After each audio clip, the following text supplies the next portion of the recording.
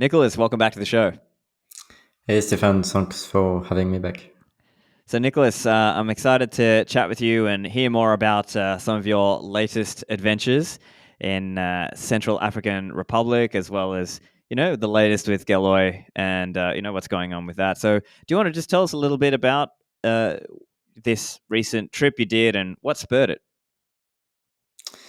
Yeah, so a friend of mine, Sebastian Guspio, reached out to me maybe a month ago and said, "Hey, so Sebastian Guspio is a miner. He's based in France, but he's doing some mining in countries that are adjacent to Central African Republic. And so when the law was passed, he was very intrigued by it, and he said, "We have to go there, and we have to, see." First, like, is this law real? Like, is this a real thing? And then we said, okay, we have to check this out, right? Like, um, we are being supporting of El Salvador law, and so this is a second country. So as a Bitcoin community, we should see, okay, like, what can we do about it? And so this is how the trip gets started. Yeah. And so let's contextualize Central African Republic a little bit in terms of population, GDP. What kind of situation are they in as a country? Yeah, so it's as the name imply, I guess it's a country in the middle of Africa. It's a landlocked country, so no access to sea. The country is about 5 million people, and something that strike me is the GDP per capita is quite low. It's about $500 per person per year. Um, I didn't. I mean, I knew El Salvador before the El Salvador law because I spent quite some time there before the law became effective. But for Central African Republic, I did not know how to, to put this on a map. If you were asking me, so I did not know much before I traveled there about the country. Yeah, for sure. And so we're dealing with a country that is one of the poorer countries on earth and even poorer than El Salvador then. And so that obviously has various challenges and also opportunities too. And so maybe if you could tell us a little bit about what their economy is like. Is it mostly, from my reading, it seems to be mostly agrarian and agriculture. Uh, what was the sense of it that you got from when you were there and when you were talking to people and just understanding how the country works and makes its money? Yeah, I mean, I think one of the challenges that they have is they don't make much money, right?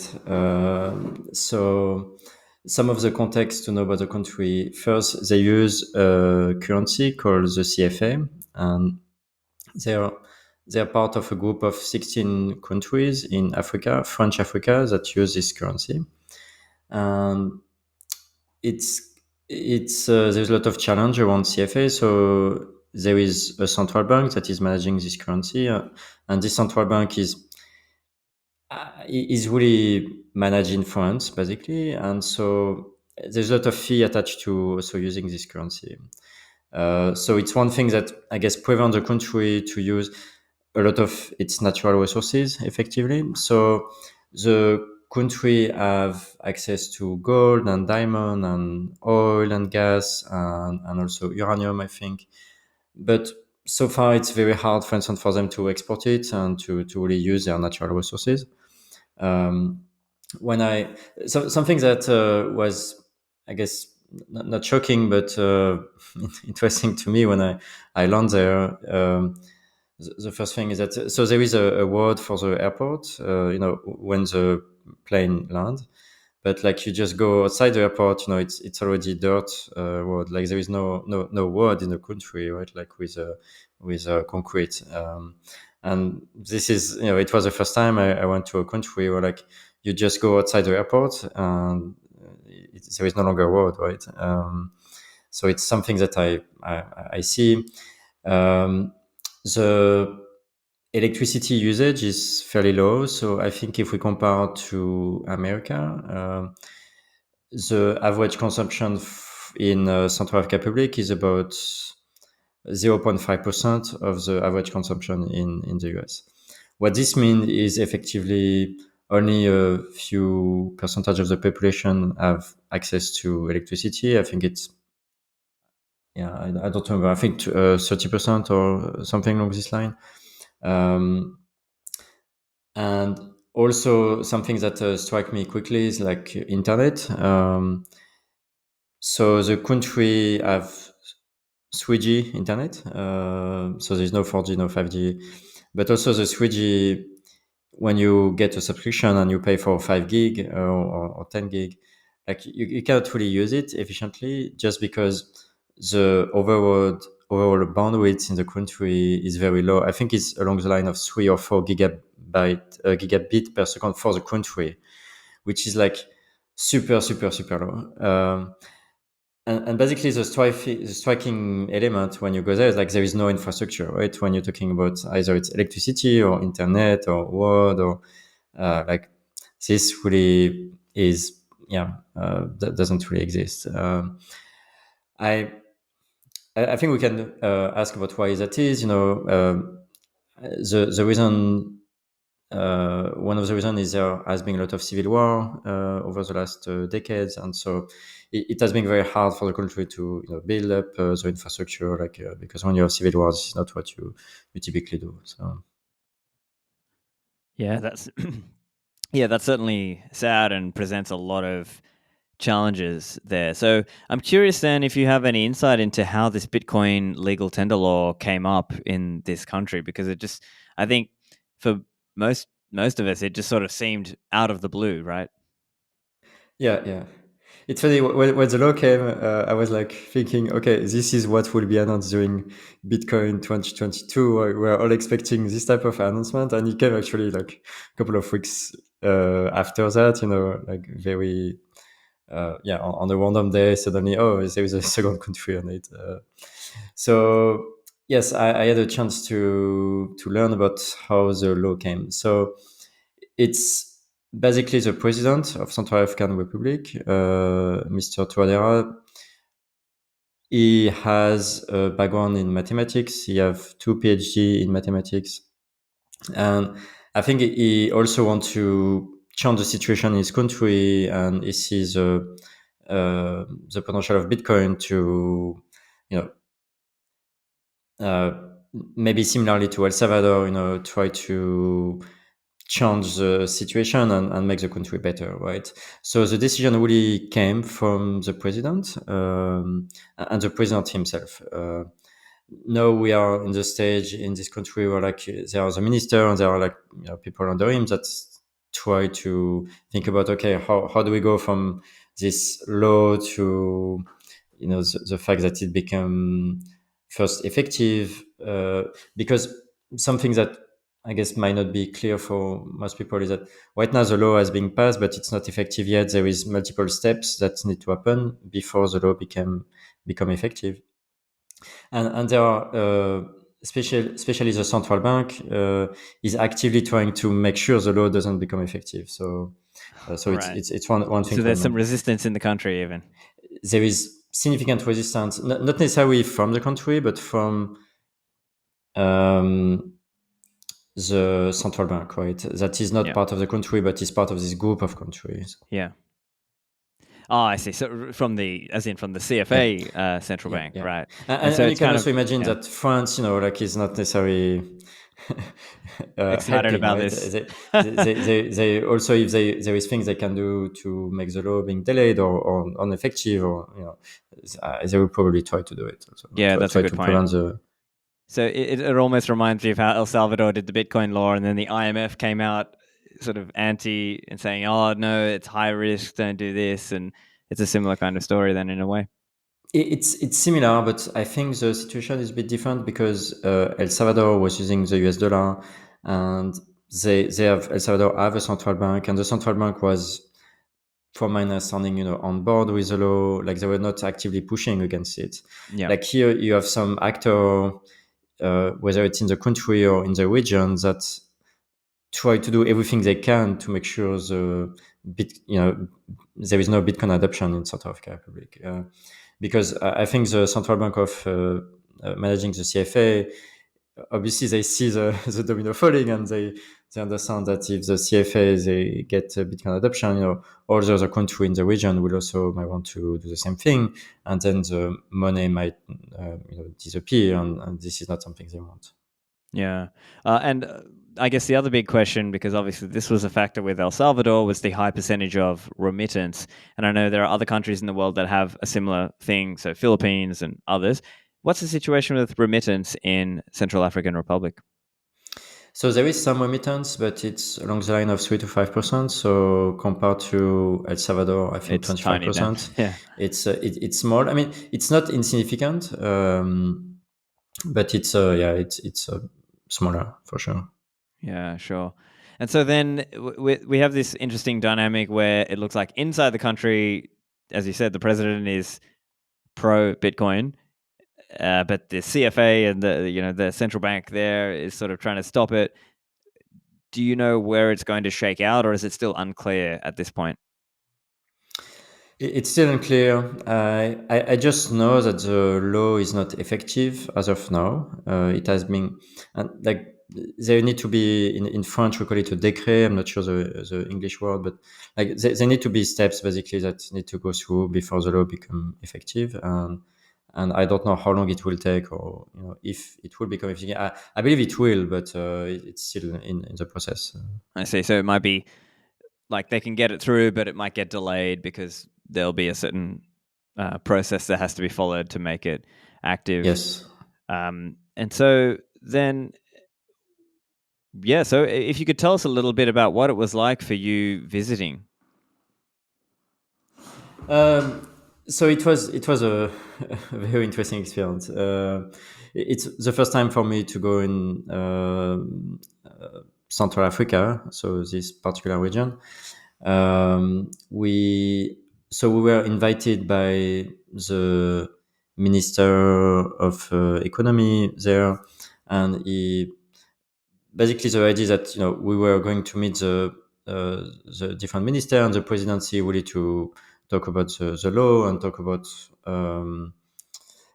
there was part was about the education piece, so try to understand how much do they know about Bitcoin, and do they how much need do they help, how much help do they need on one hand, and also try to see the Bitcoin adoption in the ground, like how many people were using Bitcoin, is it fairly active or is it not active? It's something we wanted to know, because there is not a lot of information online today, so going there on the ground is the best way to figure it out.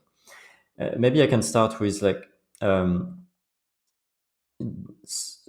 the adoption of Bitcoin in the country actually today, and there is currently pretty much no one using Bitcoin in the country. So despite the law being passed, and when I say it really come from the president, it's really come from him, because there was no economy in the ground, or maybe some like a Bitcoin Beach like project that bootstrap something, like there was no such thing there.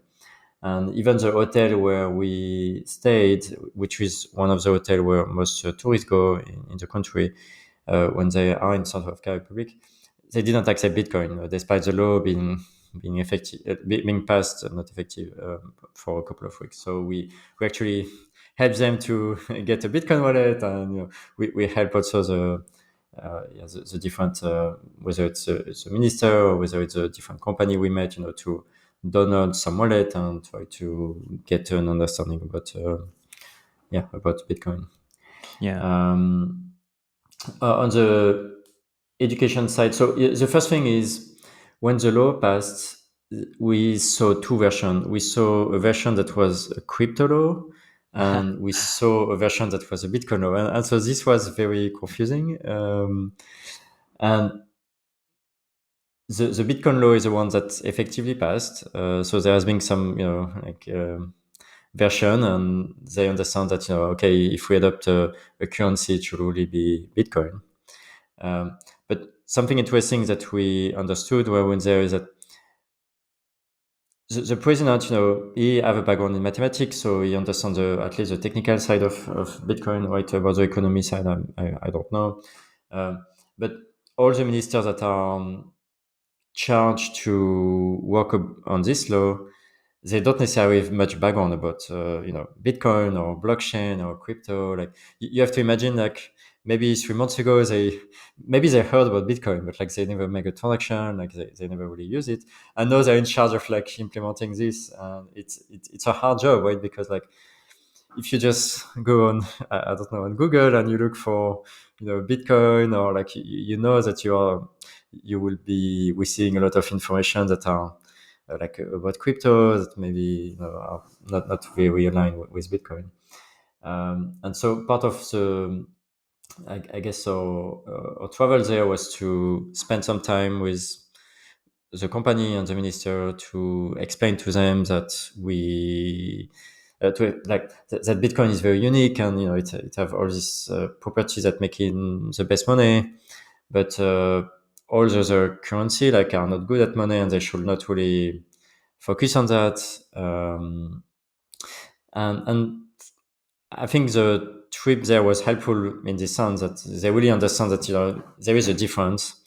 Um, a few days before we went there was a white paper called Sango that they published, and this to us, like when we read the white paper, they talk about NFT, they talk about like a lot of different things, and so okay, the law is a Bitcoin law, but why do they make a white paper where they talk about like this? And it was not clear. And I think getting there, we get a better understanding. Is like, okay, they're very new to this, and therefore like there are other delegations that probably reach out to them, that are not a Bitcoin delegation, but more like a crypto delegation, and now they are in the process of trying to make sense of it, right? Yeah, I can imagine a lot of altcoiners are trying to get their claws in and try to say, "Oh, look, we're doing a partnership or whatever." That's something we've seen, I'm sure, in years gone by. So, in terms of language, is the country French speaking? I also see online there's a language called Sango. As you said, there's a Sango white paper, but also the language Sango as well. So, did you have any language difficulties there? No, French. Everybody speak French. French is my native language, so no issue No on my issues side. there. Yeah. I think very few people speak English, so like speaking French is probably a necessity to travel there. Sango is their local languages, but everybody speak French. So at least I didn't add any problem talking with people. But at the same time, I also stay in the capital city, which is called Bangui. I didn't go to the rural area. Maybe there people may not be speaking French. I'm not too sure about it. Yeah. Yeah, sure. And how receptive were they to obviously the Bitcoin message as opposed to the altcoin message, or that sort of coaching away from, oh, hey, you don't necessarily need a white paper, you need to think more about these other aspects of Bitcoin. Very receptive, I think. I think for them it was a great learning experience. Like it was new information from them that they had to process. So you could see that. So we stayed there for 3 days, and there was like between day three and day one. Like I think day three we really the orange peeling was processing, and you can see the shift over time. Um, there is also like we met many people, and different people have different understanding. So from the president to the minister to the head of different companies. So some some people might be a lot more into crypto than other. Some people have, I believe part of them, we could say they're crypto, and part of them they are no coiner. And I think with no coiner, like the message maybe was resonating a bit more. The people that were more looking at the general crypto space, like I think the message resonate also, but maybe less. Yeah. Yeah. I think the other point that people will be interested to discuss and get your view as well is it seems like with El Salvador, and our friend Matt Odell spoke about this as well, is this idea that it came from a bottom up approach, because Bitcoin Beach was this successful project, and then it was seen like, hey, let's try to replicate that approach elsewhere in the country. Whereas obviously this seems a little more like a top-down approach, and I'm curious your thoughts on whether that will be successful.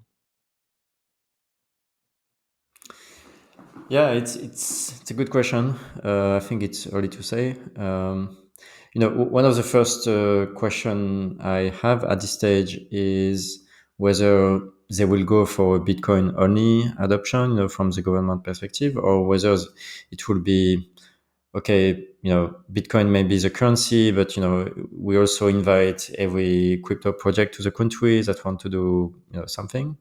I think that will be a key element because, for instance, El Salvador has been really focused on Bitcoin, and and I think it has become a Bitcoin only places. And I think interestingly enough, like I'm not sure it was the case a year ago. I think they go into like making sure it's Bitcoin only because they get an understanding that if this is a crypto space, there will be a lot of scam happening, and people will have some distrust. If they get scam about everything, whether it's Bitcoin or crypto.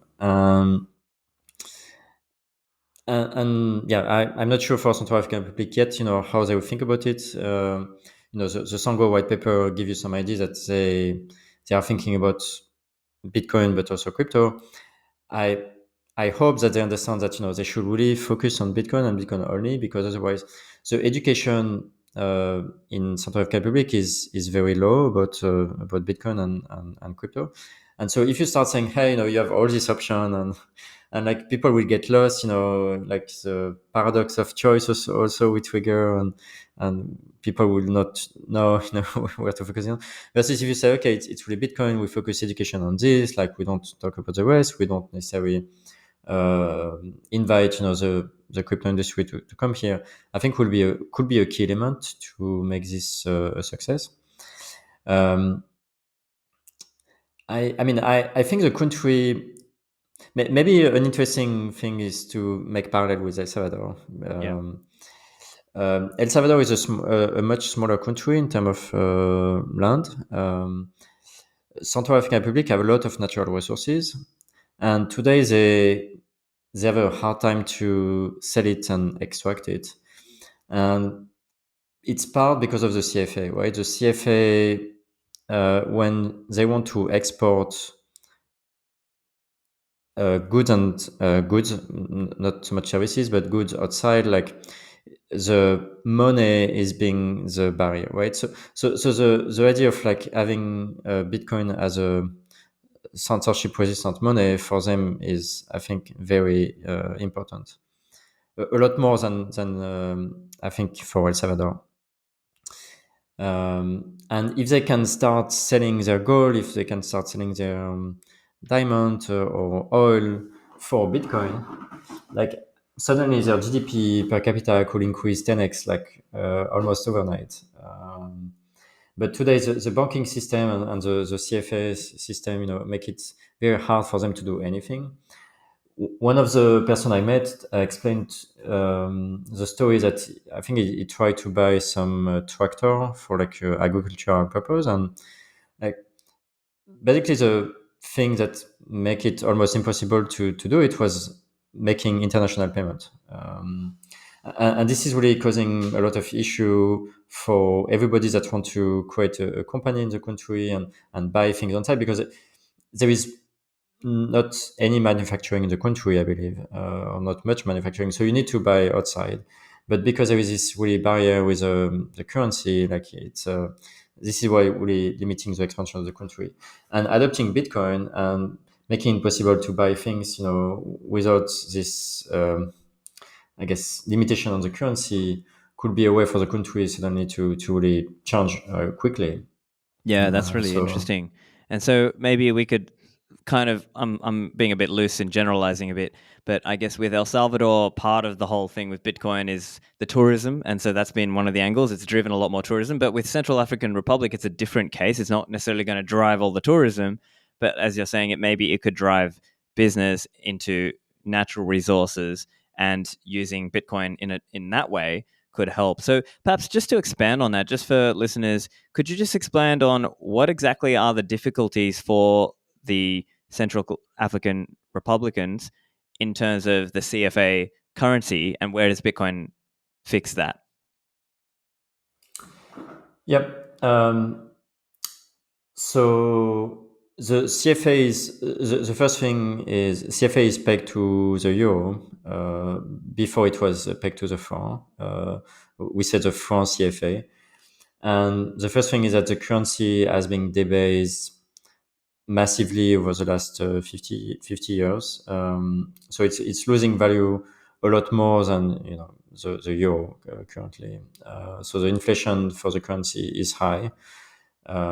It's not necessarily hyperinflation, but it's still there is a big debasement ongoing. So it's one element, right? Like it's the only currency that you have, and over time, this currency loses value. Like how do you make saving, and how do you plan for the future when you are in this? And I think this is a key argument. Another point is that there is some, for instance, arms embargo in the country, and so because of all the civil war happening, and so it's very hard to make like international transfer, and this is more like like if you want to start a company and like you cannot buy things outside the country, basically you can't do much.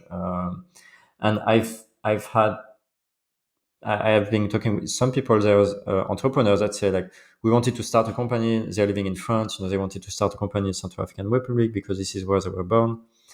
And they say like, we give up because we could not make a wire transfer to start the company. Wow. To move money around.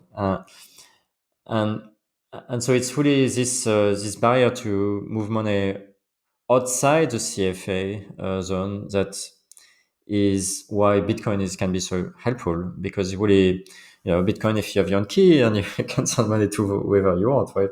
You don't have to ask permission from banks and the central banks, and I think this is one of the key reasons why the country could benefit from Bitcoin is like freedom of buying what they want to buy with the money they have, and especially selling natural resources. I think is one of the key ways they could they could grow as a country.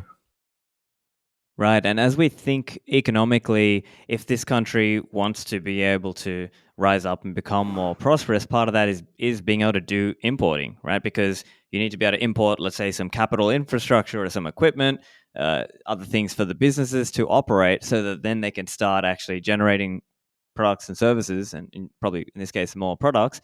But nevertheless, you need to be able to get that economic engine started, and without being able to transact easily, I think that is an important point. And I'm sure, obviously, as you're a deeply technical Bitcoin and Lightning guy, you were able to demonstrate for people in the Central African Republic. So what was their reaction when you showed them Lightning transactions? I mean, it's eye-opening, right? You say, hey, I can show you one wallet to another wallet. It doesn't even have to be the same wallet, and it just works. It's instant. It's of course like an experience that you don't forget, right? Especially when you're in a country where you don't necessarily have freedom of money, like where you can send money wherever you want. So yeah, that was a very good experience for them. They obviously have the question about volatility. One of the main questions they have is like, okay, that's great, but what if the price drop? And you try to say to them, yes, sure, the price can drop, but if you look on the long time frame, like the price will recover. But a lot of the people we met were thinking also about, okay, how can I buy Bitcoin? Because no, I want to buy it, right?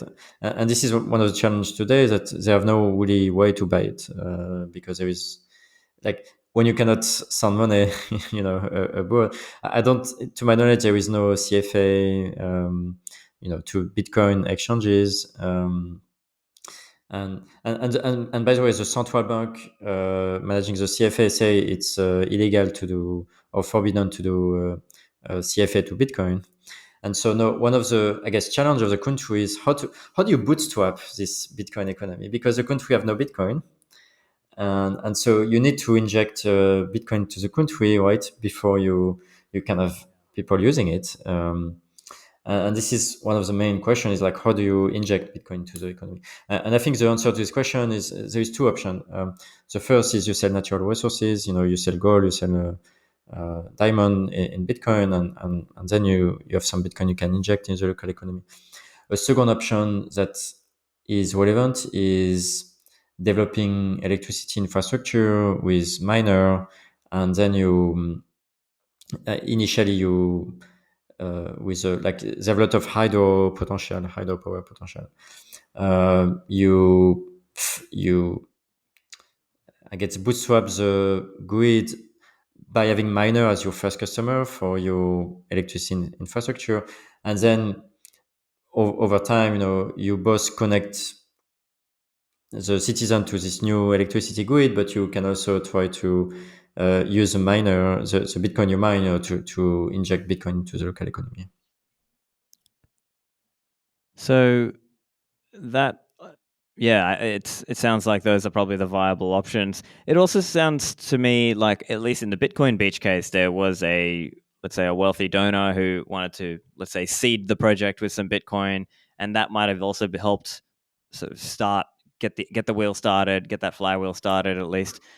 So yeah, it'd be interesting to see if that happens. And I think part of that is, if before people can make an entrepreneurial investment into a country, they also want to understand what's the regime certainty like in this country, right? As an example, if you were to go and put in all this money to set up a mining venture, will the government later rug pull you? And that uncertainty can be difficult for an entrepreneur to work with. And I mean, of course, entrepreneurs deal with uncertainty, but that's part of the challenge. That but potentially with this law, if it's accepted as Bitcoin is a normal thing and Bitcoin mining is a normal thing, then maybe the Bitcoin miner has more certainty or assurance that he's not just going to get rug pulled on things, or he's going to have his license to operate taken from him, or have his Bitcoin mining machines confiscated, as has happened in other countries. Yeah. I mean, it's why probably there is not too much investment, infrastructure, just generally in the countries. Like, if you have a path with civil war, then obviously you don't want to invest in this country because you don't know what will happen to the infrastructure you're building.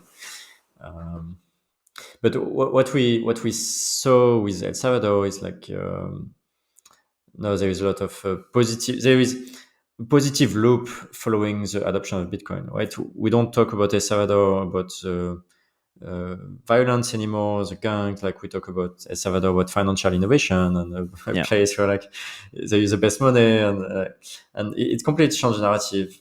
It make tourists go, and investment grow significantly. Um, I I think Central African Republic have some of the similar images where there has been a lot of violence, and if they can also change the narrative and make it like so that it's a place where it's going in the right direction, because now, like, with Bitcoin they can maybe sell a lot more natural resources, and the country is going in the right direction, then it could change the narrative. And this is how we the country could go to right now the negative feedback loop to a positive feedback loop, right? And really start to grow wealth in the country. Right, and I'm also curious as well. So, as you mentioned earlier, some of the difficulties around internet, electricity, will that cause a barrier to Bitcoin adoption, or do you see this like maybe the way it would start is, let's say, the wealthier businessmen who are coming in and doing business in the country using Bitcoin, and maybe they can afford to pay and afford to get things started, and eventually then maybe the infrastructure improves? Yeah, so some interesting facts. So about half of the population use mobile money there.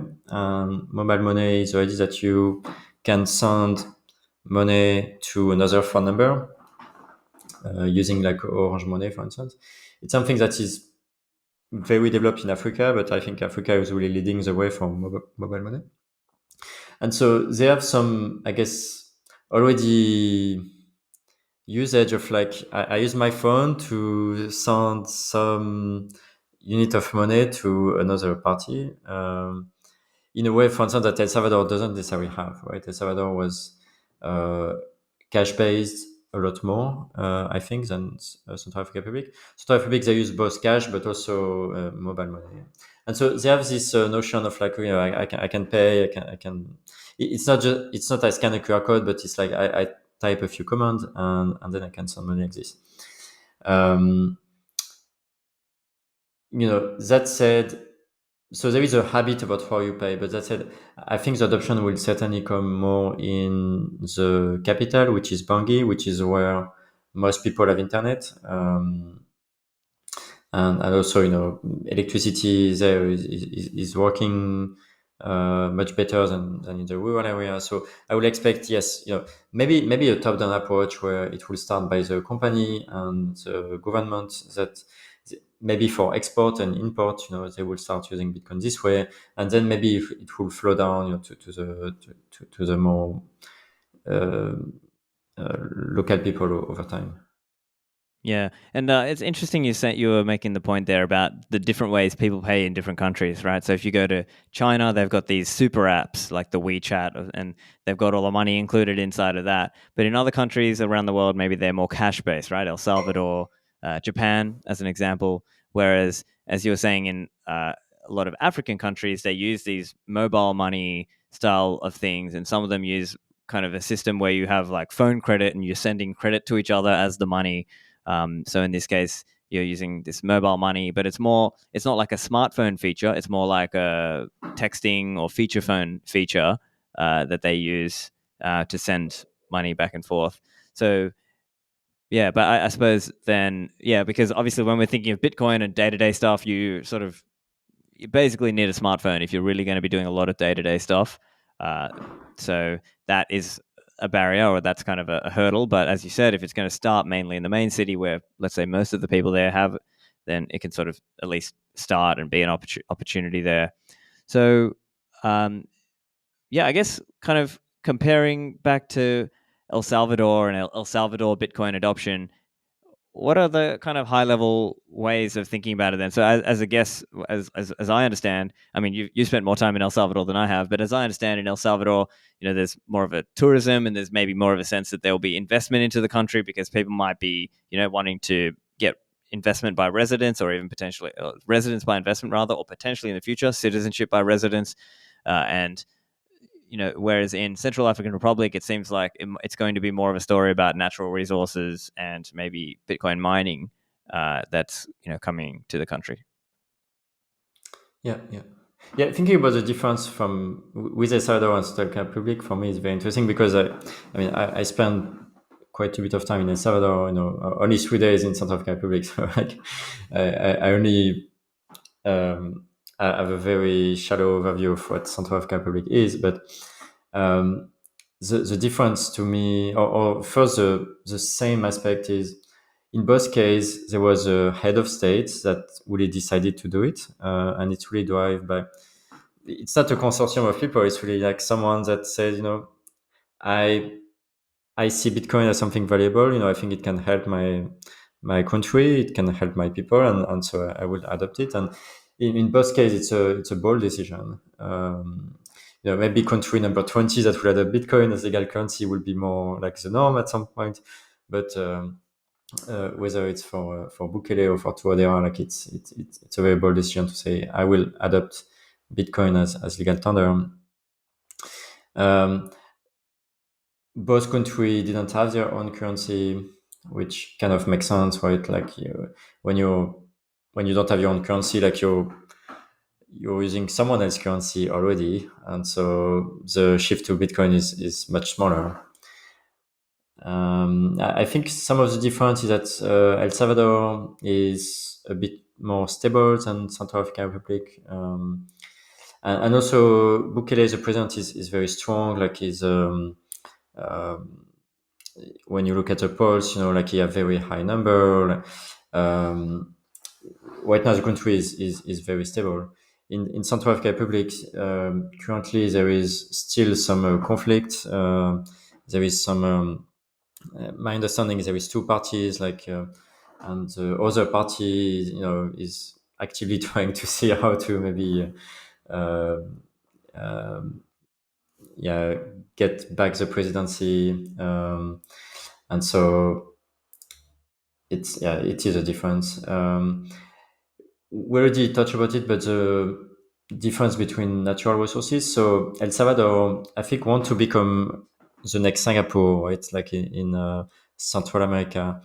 The idea is to say that, hey, we are a small country, we don't have a lot of natural resources, but if you can do financial innovation in the country, then it's great because, I mean, Singapore is obviously a great example. Many countries want to follow, and I think this is the idea of El Salvador. If I think about Central African Republic here, it's more, I think, a much larger country, which much larger natural resources available. So the approach is a bit different also. Yeah. Talking about maybe the internet usage, El Salvador, like internet is very prevalent. Like most people have a cell phone, if not two. Well, I think the average subscription in El Salvador is 150%, meaning on average someone have one subscription plus 50% more, right? In Central African Republic, the internet penetration is more along the line of 10%. So many people have feature phone and they can typically use mobile money, but people with a smartphone and active subscription is much lower. So it's a very stark difference. Yeah. Turning to Galoy, then, are there any opportunities then for Galoy to work with the country, or is it more like Galoy's efforts will be more around uh, doing financial infrastructure in other countries? Yeah, so the reason I've been there and I was with Noor on my team also is to first, by I guess curiosity, to try to see, okay, like there is a country, French speaking country that adopt Bitcoin. We have to go there, right? We have to see how it is on the ground, and also to educate the government about Bitcoin, and if there is any question that they have, we are happy to answer. And still today, right, like we are doing a lot of education, which I think is necessary. For Galoy, there is a question that we have currently at Galoy, which is if we think about government, for instance, like El Salvador have took a bold step to say Bitcoin is key infrastructure. And so you have like road and water and electricity and Bitcoin. And this is why the government decided to make the Chivo wallet because they really think that, okay, if Bitcoin is legal tender, we have to provide the services as a government, so that anyone can use Bitcoin. There is a question whether this will be, as new country adopt Bitcoin, whether this will become the norm. Like, is Bitcoin core infrastructure, or will it be, government will not drive it and they will let the private sector basically create their own wallet, and so it's I don't know, right, about this, but it's a question we're thinking about. Assuming the Central African Republic, they might want to have their own wallet and help to do the integration. Like, of course, we could help them to do so. Fantastic. And so, yeah, it's interesting to see the different approaches, as you said, whether they consider it key infrastructure. And I guess that sort of Bitcoin open source ethos, at some level, they could just say, hey, just use whatever wallet, you use whatever. But I think in the El Salvador case, it was maybe the argument, or at least the way they were thinking, it seems to me, like they wanted to be able to have that easy way to flip between Bitcoin and USD to make it easy for the transition for Salvadorans. So I guess in the Central African Republic case, then would they need an easy way to flip between Bitcoin and CFA? But as you said, the difficulty is you're not meant to be able to switch between Bitcoin and CFA easily. So it sounds like they are different countries with different approaches in terms of how Bitcoin will proceed in them. If it's fair to say. Yeah, I mean, something the country definitely need is a way for people to on-ramp to Bitcoin. Because, for instance, in El Salvador, the government have a strategy of deploying ATM around the country. And so even if you are unbanked, you can still buy Bitcoin. So ATM are subsidized. So the fees are, I think, very small, around 1%, which is small for ATM. But because El Salvador took this decision to implement a lot of ATM, it's you can easily buy Bitcoin.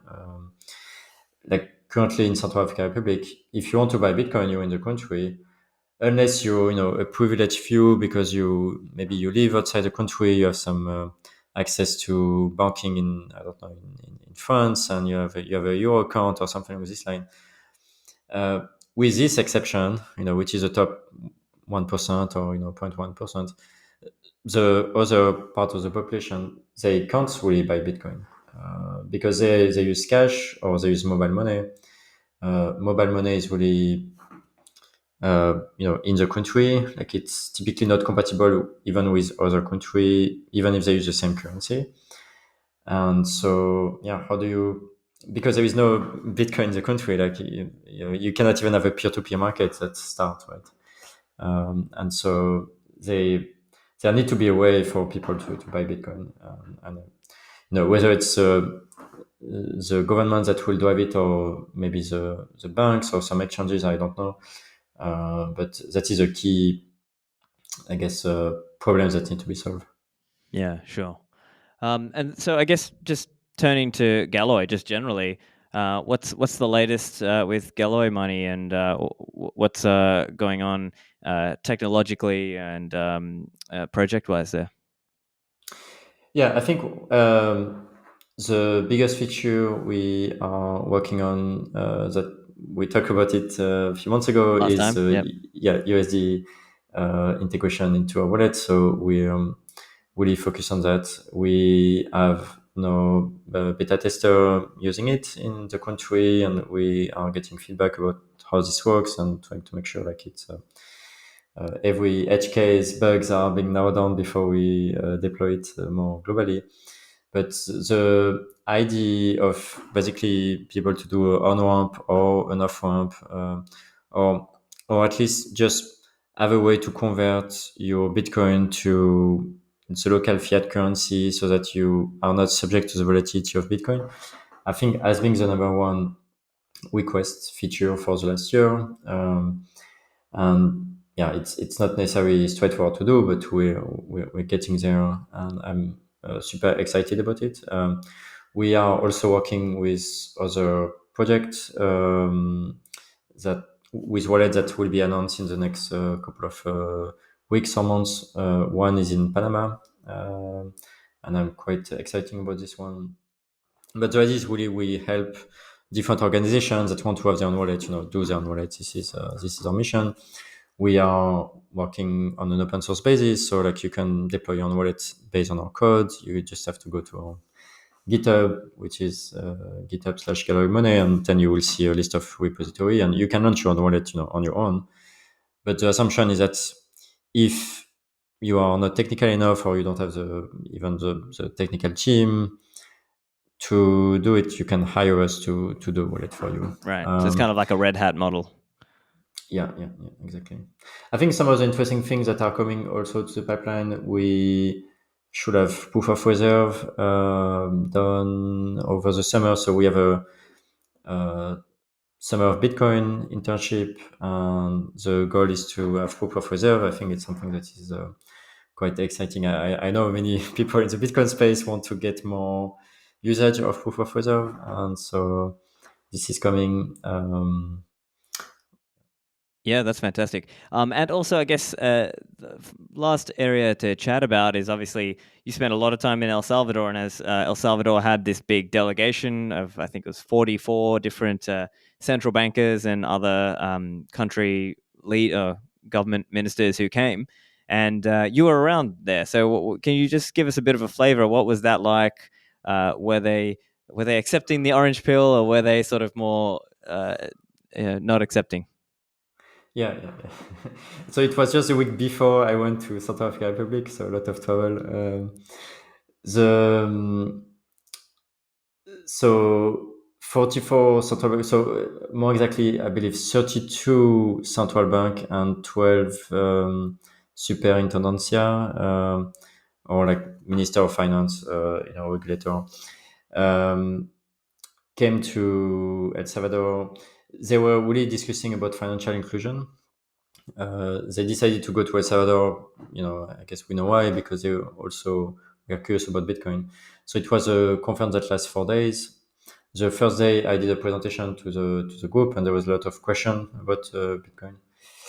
But I mean, there was interesting question like, okay, if the price go down, how can we refund the user? Because they really think about as regulator about like consumer protection.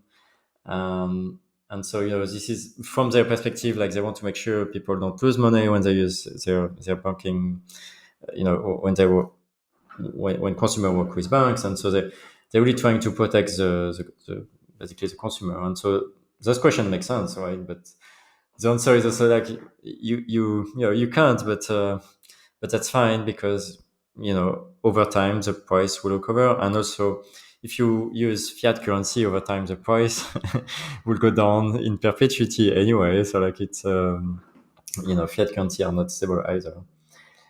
But the fourth day they went to El Zonte, and they have been experimenting with Lightning, and it was eye-opening for them. It was interesting because the first day was more like a theoretical presentation, and you will think that central bank that they will really enjoy something more theoric, but actually not really. Like, I think the really eye-opening experience from them was like using Lightning. Yeah, seeing is And believing. yeah, and so we went around the village of Lezonte, Bitcoin Beach.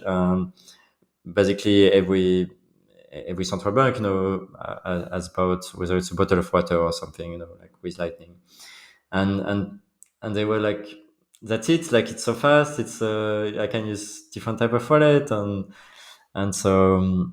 I think it will plant a lot of seeds for the future. There was a lot of country from Africa in this delegation. Other from Latin America, but majority in Africa, I think. So, yeah, I think we can expect a lot more in Africa in the upcoming years. Yeah, and I think this is one of those areas where I think some Bitcoiners are they're more about the bottom up, right? They don't really care that a government is coming out and, they see that as like, oh, why whatever. Uh, we care about the kind of everyday user. So but I can see a case there where if you can get a government politician or central banker to sort of help you in terms of at least removing the capital gains tax from Bitcoin, then that's a win, right? Because it's reducing the intervention of the state. Of course, I can understand where maybe the conflict will happen is if central banks and central bankers see that they are going to lose power, they're going to lose certain influence and control that they have currently. So you know, uh, interesting to see where that lands. But as you said, I think probably the best case is those countries who don't have their own currency or don't have control of their own currency, and perhaps they are the ones who will see the orange pill first, take the orange pill first, compared to other ones. So interesting to see where all of that lands. Um, Nicholas, anything else? Any final thoughts for the listeners or things they should be thinking about? Yeah, I mean, if anyone have question about Central African Republic, happy to answer any question. I think it's so El Salvador was a challenge, and I think the adoption of Bitcoin there is going well. I think for Central African Republic, it's even a bigger challenge because the country starts from further away.